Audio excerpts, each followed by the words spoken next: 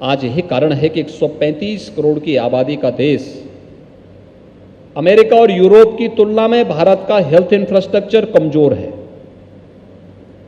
लेकिन मृत्यु दर दुनिया के अंदर सबसे न्यूनतम भारत का है। अमेरिका की आबादी, अमेरिका दुनिया के अंदर सबसे बड़ी अर्थव्यवस्था है, सबसे बड़ी सामरिक ताकत भी है, लेकिन अमेरिका की स्थिति क्या हो गई? अमेरिका की आबादी भारत की 1/4 है, लेकिन अमेरिका के अंदर कोरोना से होने वाली मौत के आंकड़े भारत से दुगने हैं। यानी भारत की आबादी का 1/4 देश अमेरिका, हेल्थ इंफ्रास्ट्रक्चर भारत से अच्छा, लेकिन मौत भारत से दुगनी अमेरिका के अंदर हुई है। ये चीजें दिखाती हैं नेतृत्व की कसौटी क्या होनी चाहिए। ये प्रधानमंत्री जी ने दुनिया के नेताओं के सामने साबित किया है, अपनी कार्यक्षमता के माध्यम से, अपनी कर्मठता के माध्यम से, अपनी संवेदनशीलता के माध्यम से।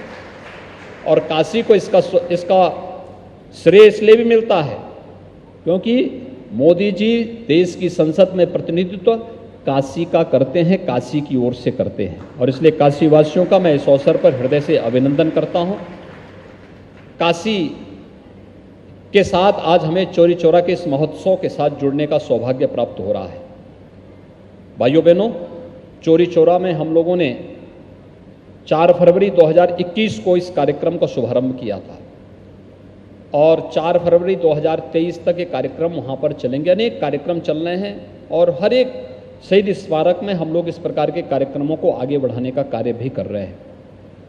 प्रदेश का पर्यटन विभाग, संस्कृति विभाग, प्रदेश के अन्य सभी विभाग मिलकर के इस कार्यक्रम को तेजी के साथ आगे बढ़ाने का कार्य कर रहे हैं।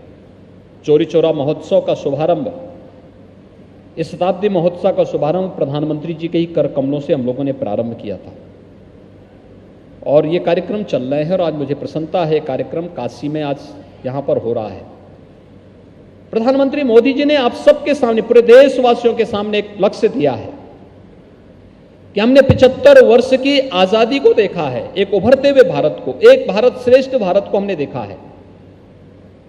अमृत महोत्सव में हम लोगों को देश की आजादी के इस उत्सव के साथ जुड़ने का सौभाग्य भी प्राप्त हो रहा है, लेकिन आगामी 25 वर्ष देश की आजादी का अमृत काल होगा। इस अमृत काल को हम किस रूप में, कैसे भारत के रूप में देखना चाहते हैं? जब 25 वर्ष के बाद जब भारत अपनी आजादी का शताब्दी महोत्सव मना रहा होगा, उस समय कैसा भारत आपको चाहिए? कैसा भारत चाहिए? याद रखना, एक समर्थ और सशक्त भारत, दुनिया को नेतृत्व देने वाला भारत चाहिए तो नेतृत्व के प्रति अटूट निष्ठा के साथ ही हर एक व्यक्ति को जो जिस क्षेत्र में कार्य कर रहा है, उस हर व्यक्ति को अपने कर्तव्यों के निर्वहन के लिए अपने आप को समर्पित भाव के साथ कार्य करना होगा, लगना होगा। जो शिक्षा के क्षेत्र में है वह ईमानदारी के साथ शिक्षा के क्षेत्र में कार्य करे, जो स्वास्थ्य के क्षेत्र में कार्य कर रहा हो स्वास्थ्य क्षेत्र में काम करे, जो व्यक्ति व्यवसाय के क्षेत्र में कैसे हम अधिक से अधिक लोगों को आत्मनिर्भर भारत के लक्ष्य को आगे बढ़ाने में अपना योगदान दे सकते हैं, उस दिशा में हम कार्य करें। जो खेती किसानी के क्षेत्र में है, वह खेती किसानी को कैसे हम उसे दूसरों पर निर्भर होने का नहीं बल्कि आत्मनिर्भरता के लक्ष्य को प्राप्त करने में कैसे हम अपना इसका योगदान दे सकते हैं। हर एक क्षेत्र में जो व्यापक संभावनाएं हैं, उन संभावनाओं को आगे बढ़ाने के लिए हम सबको मिलकर के कार्य करना होगा और हम सबके द्वारा प्रारंभ किए जाने वाली इन योजनाओं का परिणाम भी हमारे सामने उसी रूप में आएगा। हम आज भी इस बात को मानते हैं कि हमें देश की जीडीपी को बढ़ाना है तो हमें उसके लिए स्टेट पर ध्यान देना होगा। स्टेट की जीडीपी को बढ़ाना होगा तो हमें अपने जनपदों पे ध्यान देना होगा।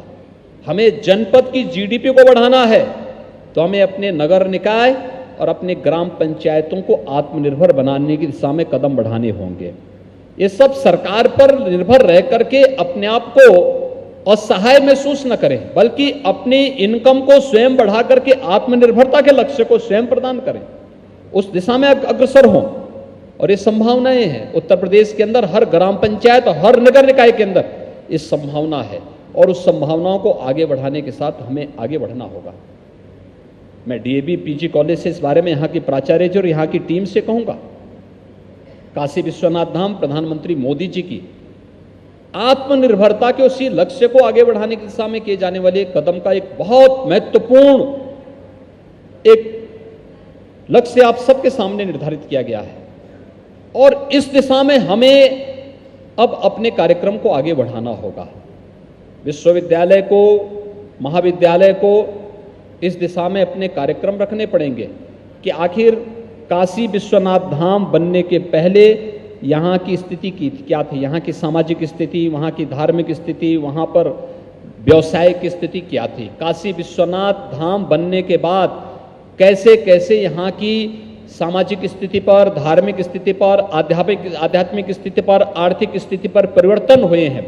लोगों के